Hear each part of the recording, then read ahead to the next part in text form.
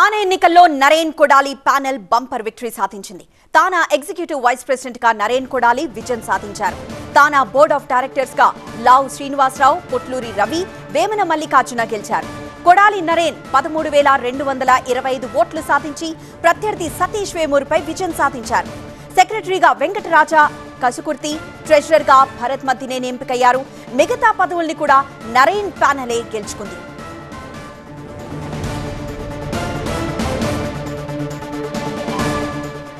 తానా గుప్పిట్లో దాచుకున్న గుట్టు వీడింది.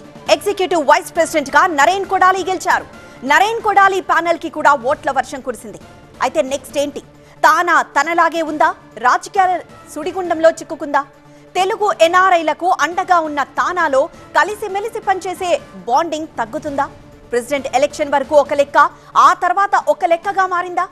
ఇప్పుడు అందరికీ చాలా ప్రశ్నలు వస్తున్నాయి. తానా ఎక్స్ ప్రెసిడెంట్, తానా ఎలక్షన్ ట్రెండ్ ని మార్చిన లీడర్ సతీష్ వేమన మనతో ఉన్నారు. అడిగి మరిన్ని వివరాలు తెలుసుకుందాం. హలో అండి. ఈసారి తానా ఎలక్షన్స్ జరిగిన తీరు చాలా different. For the first time online voting జరిగింది. For the first time third పార్టీతో రిజల్ట్ ని మీరు అనౌన్స్ చేశారు. ఎందుకు జరిగింది ప్రాసెస్ అంతా? అసలు అంటే ప్రతిసారి ఒక తానాలో పోస్టల్ బ్యాలెట్ అంటే అక్రమాలు జరుగుతున్నాయి అని అవని ఇలా ఎన్నో ఏళ్ళుగా ఒక నింద ఉండేది.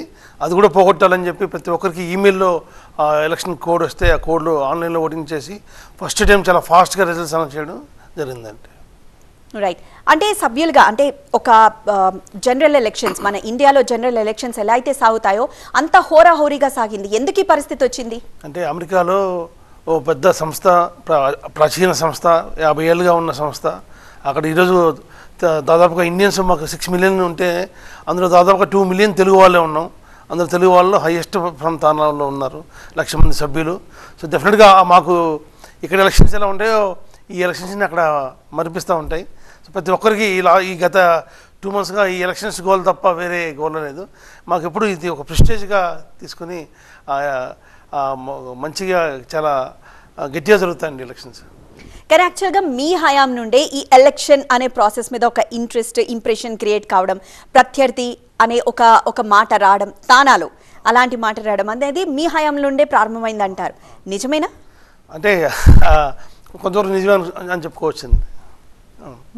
అంటే ఎందుకు ఆ టైంలో ఎందుకు అలాంటి మాటలు వచ్చినాయి? ఎందుకంటే ఇది ఒక సేవా సంస్థ. అలాంటి సంస్థలో ప్రత్యర్థి అనే మాటలు రాకూడదు. అంటే వాషింగ్టన్లో జరిగిన 2 తానాలు చాలా గ్రాండ్ సక్సెస్ అయ్యాయండి.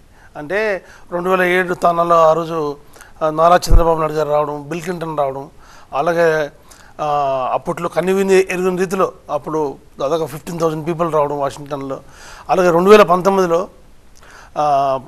పవన్ కళ్యాణ్ గారు, అలాగే చాలామంది, కపిల్ దేవ్, ఇట్లా చాలా భారతదేశం నుంచి ప్రముఖులందరూ రావడం, అప్పుడు ఒక 25,000 మంది రావడం, అదొక ఆబ్వియస్గా అట్రాక్షన్ యాడ్ అవుతుంది కదండి. అలాగే ఒక చెట్టున్న కాయలున్న చెట్టుకే రాలేసినట్టు. సో అప్పటి నుంచి ఒక 2007 నుంచి తానా అంటే ఒక ఎలివేషన్ స్టార్ట్ అవ్వడం, అందరూ అటెన్షన్ ప్లే చేయడం, అందరూ కూడా వాళ్ళు కూడా సర్వీస్ మోడల్తో ముందుకు రావాలి అంటే ఆబ్వియస్గా సర్వీస్ మోడల్తో పాటు ఎంతో కొంత కూడా పైకి వెళ్ళాలని ఉంటుంది కదా. సో అలా ఒక క్రేజ్ లాగా బిల్డ్ అయింది. అందులో ఎన్నో ఆర్గనైజేషన్స్ వచ్చాయి. అమెరికాలో దాదాపు ఒక 20-30 ఆర్గనైజేషన్స్ ఉంటాయి. అవి ఏవి కూడా తనకి దీట్లేదు అనమాట. ఎందుకంటే సర్వీస్లో మేము ఫస్ట్ ఉంటాం, అలాగే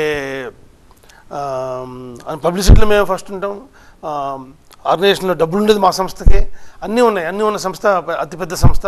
మా సంస్థకి దరిదాపుల్లో కూడా వేరే సంస్థలు కూడా ఏమి లేవు. అందుకు అదొక ఆ క్రేజ్ ఎప్పుడు ఆ తానాకి ఎప్పుడు ఉంటుందండి. ఆ రోజు కాకర సుబ్బారావు గారు, గుత్తుకొండ రవీంద్రనాథ్ గారు 1977లో పెట్టడం, అప్పట్లో 1984లో నందమూరి తారక రామారావు గారు ముఖ్యమంత్రిగా వెళ్ళడం, అది తానా అంటే అదొక బ్రాండ్. దాన్ని మేమందరం కొంచెం ఒక యూత్ ఆడిన తర్వాత మరి ఇంకొంచెం పబ్లిసిటీ కాస్త ఎక్కువైందండి. నిజమే, ఒక బ్రాండ్ క్రియేట్ అయింది, ఒక నమ్మకం క్రియేట్ అయింది. బట్ కోర్టుకి వెళ్ళి తేల్చుకుందాం అనేంత వరకు వచ్చిందంటే నిజంగా తానా మీద కొంత నమ్మకమే ఉన్న సన్నగిల్లుతుందేమో అన్న డౌట్స్ రేస్ కాలేదా ఆ టైంలో?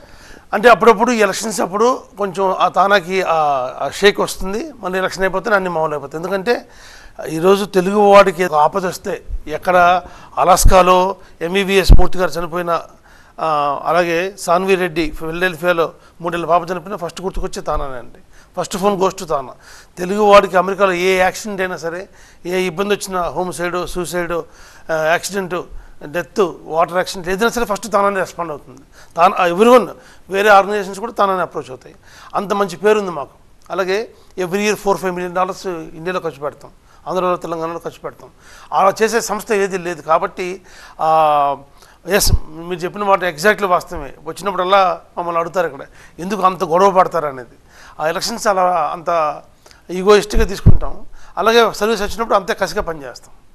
అంటే యు మీన్ ఇప్పుడు ఎలక్షన్స్ వరకే ఆ ఫైట్, ఆ హీట్, ఆ తర్వాత మళ్ళీ కలిసి పనిచేస్తారు. అంటే అన్నన్ని మాటలు అనుకున్న తర్వాత కలిసి పనిచేయడం అనేది ఓన్లీ బయటకు చూపెట్టుకోవడానికి మాత్రమేనా, లేకపోతే నిజంగానే కలిసి పనిచేసే సిచ్యువేషన్స్ ఉన్నాయా? ఇప్పుడు నా కింద వచ్చిన ప్రెసిడెంట్స్ అందరూ ఉన్నారు, వాళ్ళందరూ మేము తీసుకొచ్చిన వాళ్ళమే. వాళ్ళందరినీ కూడా వాళ్ళే మాతో డిఫర్ అయ్యి బయటికి వెళ్ళారు. ఇప్పుడు ఓడిపోయారు, మళ్ళీ తెలుసుకున్నారు, మళ్ళీ వాళ్ళే మా దగ్గరికి వస్తారు. ఇది యూజువల్ ప్రాక్టీసెస్ అండి ఇప్పుడు కూడా. అంటే యూజువల్లీ ఇట్లా ఉన్నప్పుడు డిఫరెన్స్ ఆఫ్ ఒపీనియన్ ఉంటూ ఉంటుంది, క్లాష్ అవుతూ ఉంటాయి. ఒపీనియన్స్ కానీ వాళ్ళ సజెషన్స్ కానీ క్లాష్ అవుతూ ఉంటాయి. ఎంతవరకు అది కంపాటబుల్ అంటారు? నిజంగానే ఇట్లా గొడవలు పడ్డము అంటే ఎలక్షన్స్ టైంలో గొడవ పడ్డం, తర్వాత మేము కలిసే పని చేయడం అనుకోవడం అనేది అంటే దేశం వెళ్ళాం కదండి. అక్కడ ఆ 2 నెలలు మాకు ఇంకేం కనిపించవు. ఆ ఎలక్షన్ విన్ అవ్వాలి, ఆ ప్యానల్ విన్ అవ్వాలి, సర్వీస్ చేయాలి మనం అంతా అనేది ఉంటుంది. కొంతమంది ఎప్పుడు డిఫర్ అవుతూ ఉంటారు. ఇప్పుడు మేము ఎప్పుడు ఒక టీమ్గా పనిచేస్తూ వచ్చాము. నేను, నాదల్ల గంగాధర్ గారు, కోమటి జయరాం గారు అని 20 ఏళ్ళుగా మాకు అసలు ఏమీ లేదు. ఎప్పుడైతే మాలోంచి కొంతమంది బయటికి వెళ్ళి ఇలా ఎప్పుడైతే ఇలా డిఫర్ అయిందో ఈ లాస్ట్ 4 yearsగా కొంచెం డిస్టర్బెన్సెస్ ఎక్కువ ఉన్నాయి. అంతకుముందు ఎప్పుడు ఏం లేవే.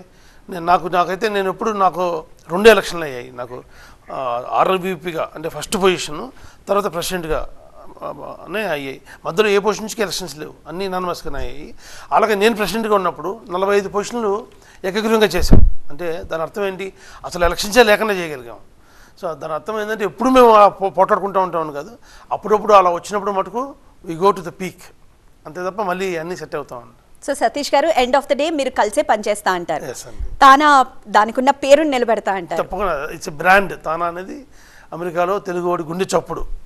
సో ఎందుకంటే ఈరోజు ఎక్కడికో వెళ్ళిపోతుంది. 1,00,000 మంది సభ్యులున్న ఒక నాన్ ప్రాఫిట్ తెలుగు ఆర్గనైజేషన్ వరల్డ్లో ఎక్కడ లేదండి, not even in India. Right, అంత పెద్ద ఆర్గనైజేషన్, అంతే అన్ని నిధులు ఉన్నాయి. మాకు టీమ్స్కర్ సంస్థ ఉంది, తానా ఫౌండేషన్ చారిటీ యాక్టివిటీస్ ఉంది, ఎన్నో సేవా కార్యక్రమాలు చేస్తూ ఉన్నాం అండి. Right, all the best Satish గారు. సో కొత్త ప్యానెల్తో కలిసి వర్క్ చేయాలని, తానా పేరు మరింత నిలబెట్టాలని అయితే మేము కోరుకుంటున్నాం. Thank you so much.